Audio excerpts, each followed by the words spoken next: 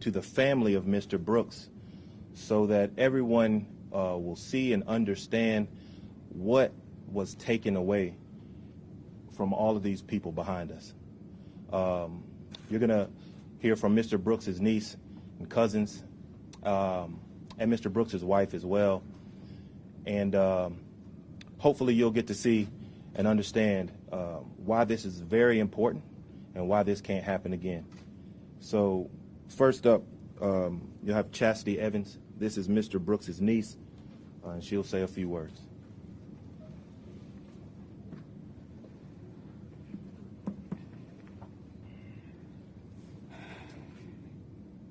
My Uncle Rayshard.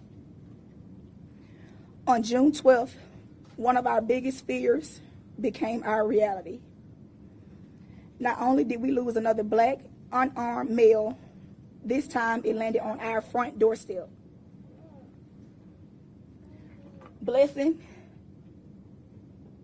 memory, and dream will never get to see their father again. Not only was he a girl dad, he was a loving husband, caring brother, and most importantly to me, an uncle I could depend on. Rayshard Brooks was silly. He had the brightest smile and the biggest heart and loved to dance since we were kids. Me and my uncle are both 27 years of age. 27 years of age. No one walking this green earth expects to be shot and killed like trash in the street for falling asleep in a drive-thru. Rayshard has a family who loves him, who would have gladly came and got him so he could be here with us today. The day after my uncle's murder, his oldest daughter set for her father in her birthday dress to come and take her skating. And to look across the room and know that it's never a possibility anymore breaks my heart. Me and my family are still grieving the loss of my grandmother when my uncle's life was horrifically taken away from us. Not only are we hurt, we are angry. When does this stop? We're not only pleading for justice, we're pleading for change. Zone 3, where my uncle was killed, is the same zone we represented and loved all our lives. We stood with the Atlanta Police Department when they were just tearing up our city and said, this doesn't happen here, leave them alone. And here we are 3 weeks later, those same police took something away from our family that we'll never get back, Rayshard Brooks. Most of us haven't slept or eaten since we viewed a video of a man being murdered to only get a phone call moments later to tell you it's your loved one. This entire situation has traumatized me and my entire family, I'm sure for the rest of our lives. My uncle did not die in vain. His life mattered. George Floyd's life mattered. Breonna Taylor's life mattered. Michael Brown's life mattered. Sandra Bland's life mattered. I'm not only asking the city of Atlanta to stand with us, I'm asking for everyone in this nation to stand with us as we seek justice for Rayshard. Thank you. Now you hear from his cousin, Tiara Brooks.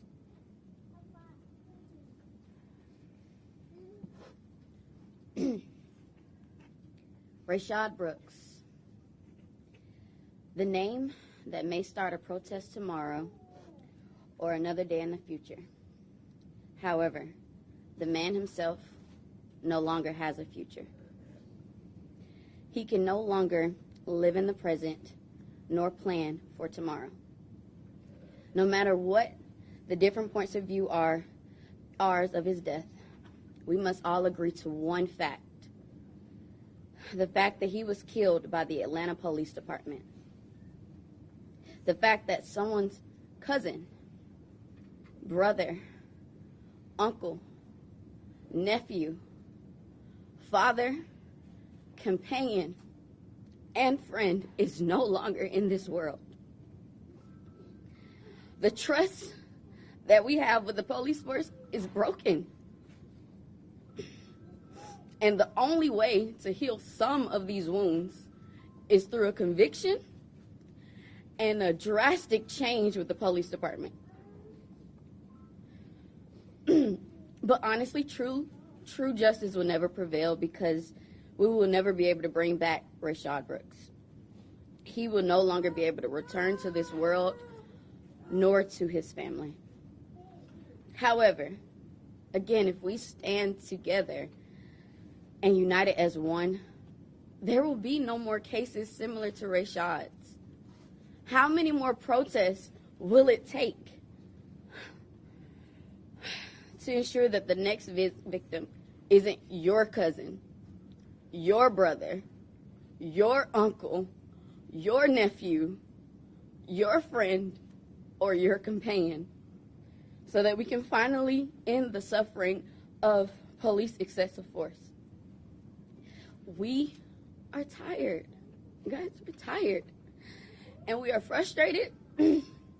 Most importantly, we're heartbroken. So we need justice for Rayshard Brooks.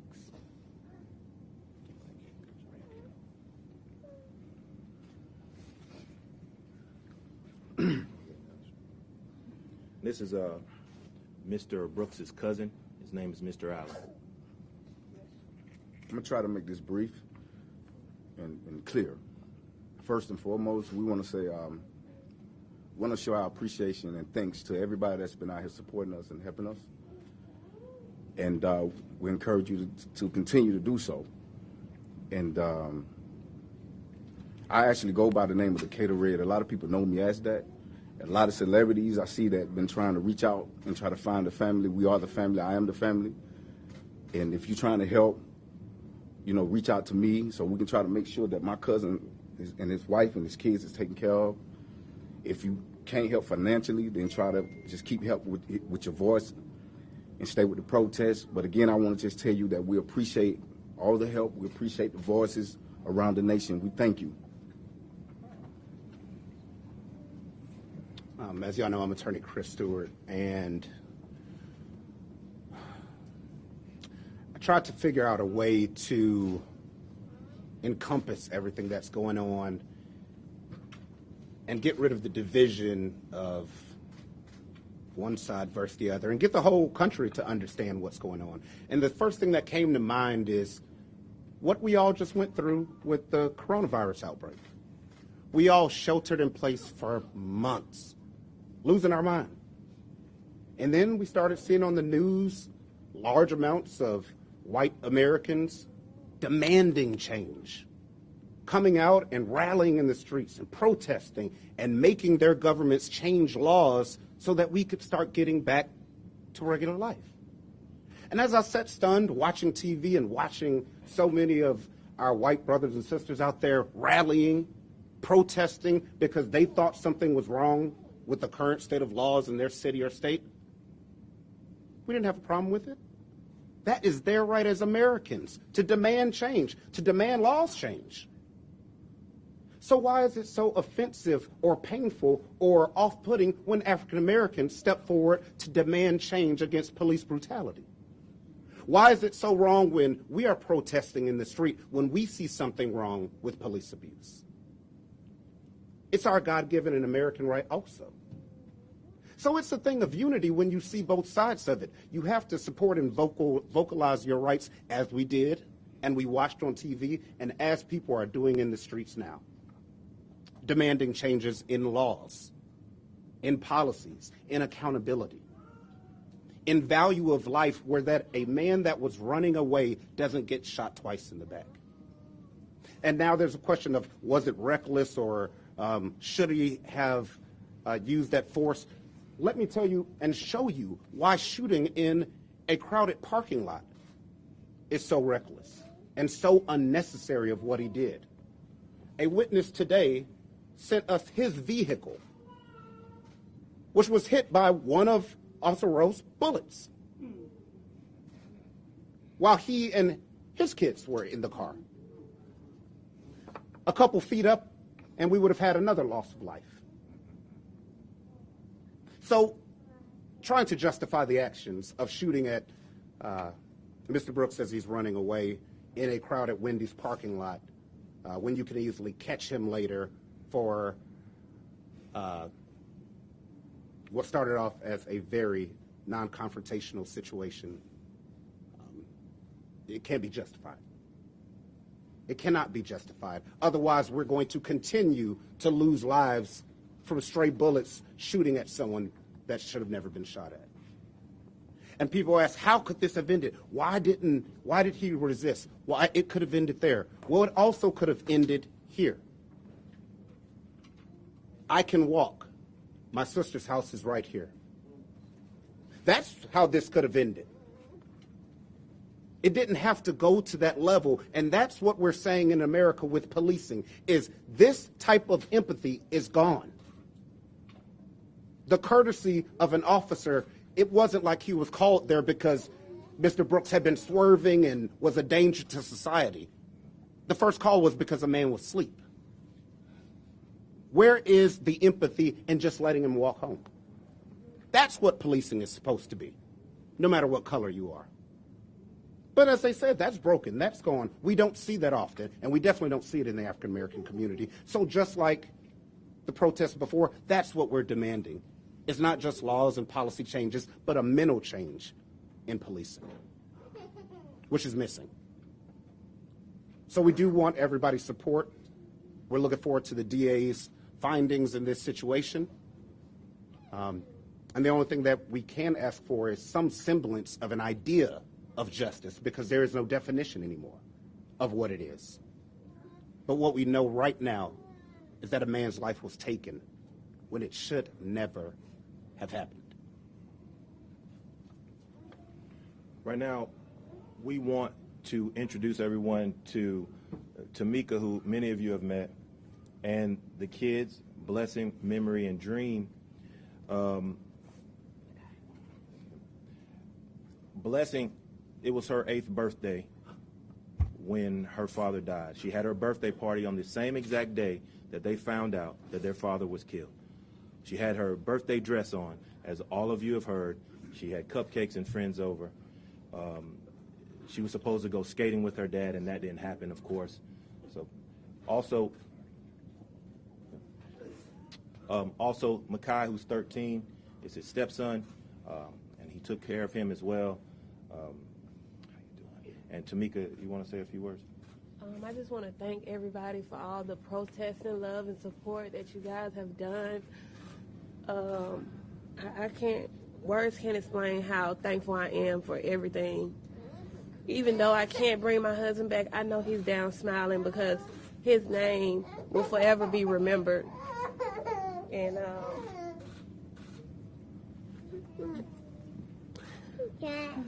no, there's no justice that can ever make me feel happy about what's been done. I can never get my husband back. I can never get my best friend. I can never tell my daughter, oh, he's coming to take you skating or swimming lessons. So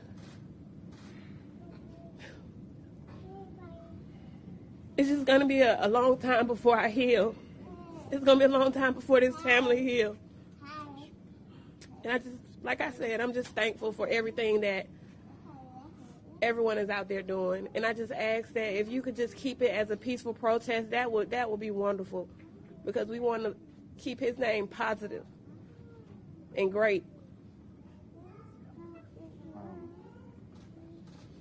Lastly, we do want to acknowledge and thank Tyler Perry, who we spoke with, who will be taking care of the funeral for the family. And it's support like that, and it's people who are actually in this community, that love the community, that want healing and families like this to never have to go through something like this, to step forward. And we want to thank him for such a generous move. Yeah, 3 brief questions. I have a question for anyone in the family. Did Rayshard ever discuss what would have been going on? Had y'all ever discussed with him, the previous shootings that happened, all the conversations? What would be for the last? Just tell them the George. Oh, with the George, I mean, we've watched it, and I've always said, baby, I don't ever want that to be you, or, he was always like, no, it's going to change, He always tried to stay positive about everything. But we've had our incidents where we've had police officers stereotype my husband just because tattoos in his face. You know, so it's really crazy. I'm scared every day. My children go out, my husband go out, my family members go out. I'm scared every day because I don't know what to expect. And this just really startled me because I don't even know if they're going to come home. And Christian, that kind of it goes to a point of people are asking, well, why would he resist when they were trying to put him in handcuffs? Well, they put George Floyd in handcuffs, and he was subsequently killed. So just getting put in handcuffs, if you're African American, doesn't mean, oh, you're going to get nicely taken to the back of a police car. So, especially watching this video of George Floyd over and over again, his reaction may have been, I'm not getting put in handcuffs. So we can't just toss it out because he resisted. George Floyd didn't, and it ended the same way. And this is something that is not new. It's not just with this George Floyd. All of us, I know every black man standing behind me and woman too, we have all been dealing with this from birth. So that's a trauma that is deep. It's not something that just started 2 months ago. I still today, dress like I dress, do what I do, I still feel nervous around police, and that shouldn't be the case, right? And so if you feel that way and then you see all of these things happening, of course you're going to feel some kind of way when the police come up to you and, you know, you are somewhere where, you know, you're not in the perfect state of mind at that point in time. Yes, I believe it was Chastity that you spoke about this. I think you mentioned a few weeks ago that your family was asking people not to attack the precinct, the police. And can you talk about that moment and what it feels like now, thinking that that's the position you took before? It makes you eat your words. I love Atlanta. My family loves Atlanta. And when they were tearing, busting out the windows at CNN Center, we were like, why are they doing this to our city? Burning down police cars. Why are they burning police cars? This doesn't happen in our city. And he hit our front door. So not only does it happen in our city, it happens in cities everywhere. I just want to. And then a little bit more about Rayshard Brooks. Who he was. What did he like to do? That's on my side. Who wants to talk about it? Come on. Tell me your name. My name is Jamaico Brooks. Rayshard is my first cousin. These people that you see behind you are his sisters, his brothers, his nieces, his nephews, his first cousins. A week and a half ago, me and his older brother were playing chess. And he just popped up. And I said, cuz, hey, how you doing, man? You good? He said, yeah, I came because I need to see my wife and my baby, man, my daughter's birthday. I said, you staying out of trouble? You all right? He said, yeah, I'm fine, cuz, I'm all right. We shared a few drinks, a few laughs. His big brother gave him a few dollars and he left. He was always happy. He was always smiling. And you'd have to kill him by one of his family members because he wasn't that type of dude. So, to you people that are looking around the world and you have your feelings, before it happened to us, I could only guess at what you felt, but now I understand. Life shouldn't be this complicated. Life shouldn't be where we have to feel some type of way if we see a police or somebody of a different color. I didn't come down here to talk to the media. I came to love on my people. But if you ask how old this young black man was, look at your children when you see them laugh. That innocence, that joy, that pureness of soul. And you had a glimpse of what we lost. You have a glimpse of what it feels like because tomorrow we're going to have to deal with it again. We're going to have to bury him. We're going to have to say, we miss you. And if we didn't say we love you enough, we got to apologize to him for not telling him that we loved him that much.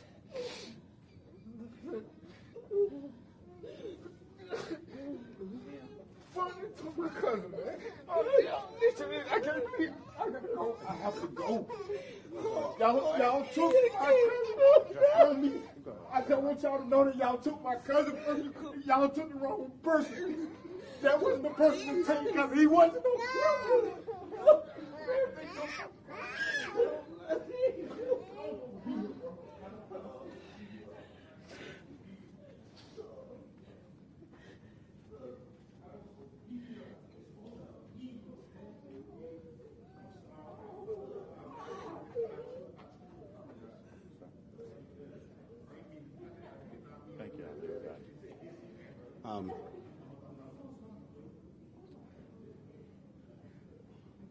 I'm really not sure what else America needs to see.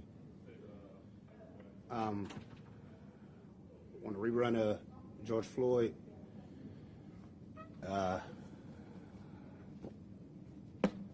Sadly, I'm probably going to be back here in a few months with another case.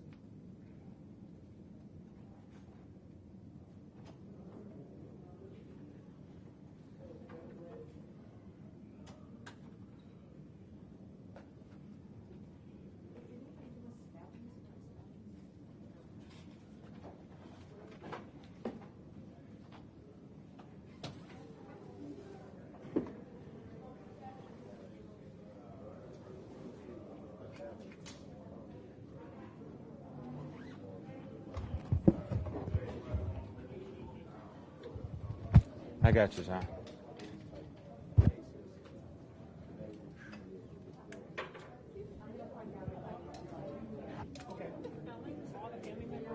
Yes, I did. They said they would do that ahead of time, but I haven't got a response saying that they did it. With a okay, she doesn't have ID, so I'm gonna have to keep her.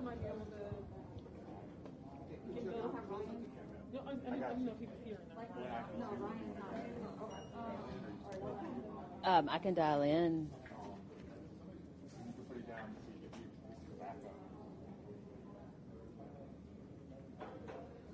I wish I brought it. It's in my car.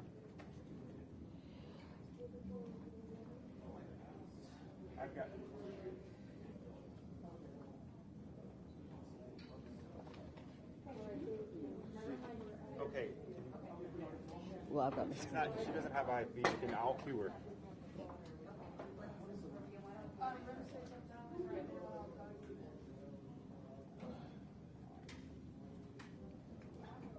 Hey, can you hear me? She's not in IFB. She doesn't have IFB in. I'll cue her. Yeah. Do you want me to call in? Are you ready? Yeah, ready. Stand by.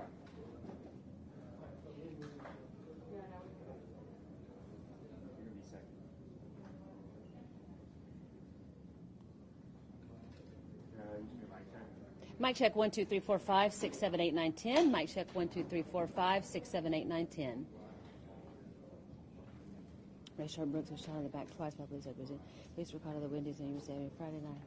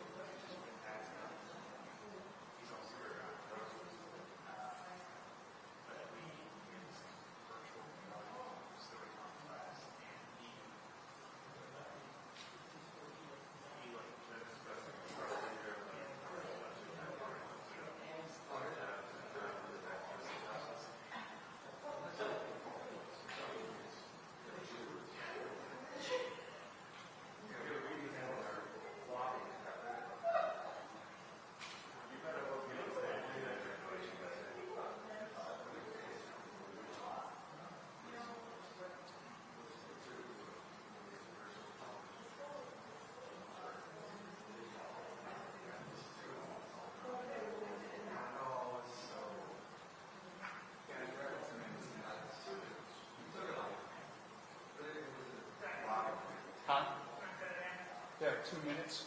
They're coming down.